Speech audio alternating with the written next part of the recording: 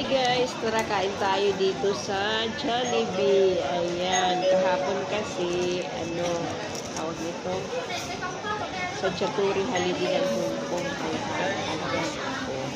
Siyempre, kapag lumabas tayo, minsan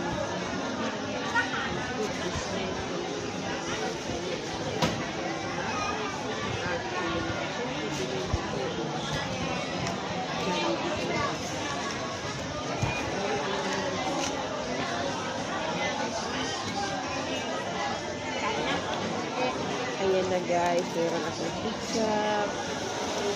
Kain tayo.